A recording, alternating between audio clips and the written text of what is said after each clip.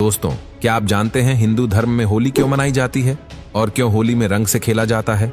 और क्या आपको पता है होली माता की पूजा क्यों की जाती है और क्यों लाभकारी होलिका दहन की राख मानी जाती है और क्या लाभ होता है होलिका दहन की राख घर में रखने से?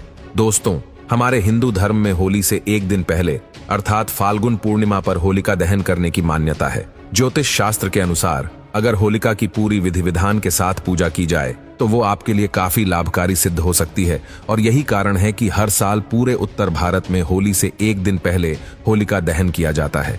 वैसे ये तो आप जानते ही होंगे कि होलिका कौन थी। अगर नहीं जानते तो बता दूं कि होलिका भगवान विष्णु के भक्त प्रहलाद और हिरण्यकश्यपु की बहन थी, जो प्रहलाद को मारने के लिए आग में बैठ गई।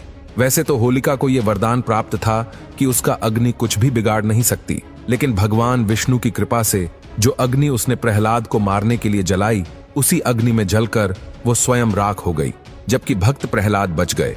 और उसी दिन के बाद हर वर्ष फाल्गुन पूर्णिमा के दिन होलिका दहन और उसके अगले दिन होली का त्योहार मनाया जाता है।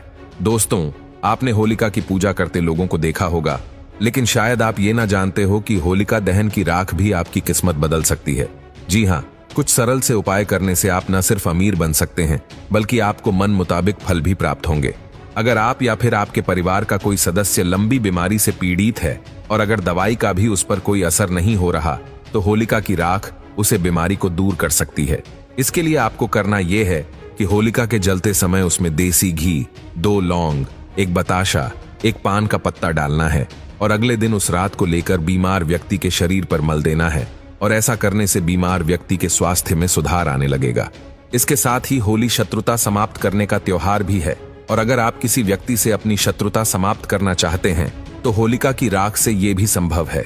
आपको अनार की लकड़ी से होलिका दहन वाले स्थान पर उस व्यक्ति का नाम लिखना है जिससे आप अपनी शत्रुता समाप्त करना चाहते हैं।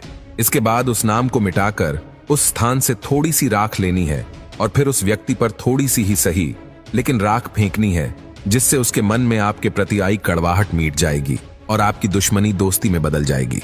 यही नहीं, अगर आपको बार बार आर्थिक नुकसान का सामना करना पड़ता है तो आपको करना यह है कि होलिका दहन वाली शाम अपने घर की चौखट पर आटे का बना दीपक जलाना है।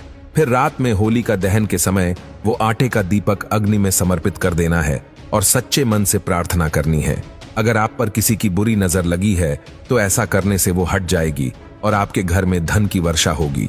यही नहीं, वास्तु शास्त्र के अनुसार होलिका जलाने के बाद उसकी राख को घर में लाकर दक्षिण पूर्व दिशा में रखना चाहिए। दरअसल आग्नेय या फिर इस दिशा को घर में अग्नि तत्व का सही स्थान माना गया है और यही पर अपनी रसोई भी रखनी चाहिए। ऐसा करने से घर में सुखद समृद्धि आती है। इसके अलावा ये मान्यता भी है कि होलिका दहन के बाद उसकी राख को लाकर घर में एक साफ बर्तन में रखना चाहिए।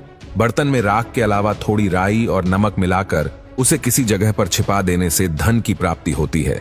लेकिन याद रहे, वो बर्तन साल भर के लिए छिपा रहे और फिर अगले साल दोबारा होलिका दहन पर उस राख को पानी में विसर्जित कर नई राख को बर्तन में रख देना चाहिए। मित्रों, ऐसा करने से माता लक्ष्मी की कृपा आप पर सदैव बनी रहेंगी और आपके घर में कभी भी धन की कमी नहीं होगी।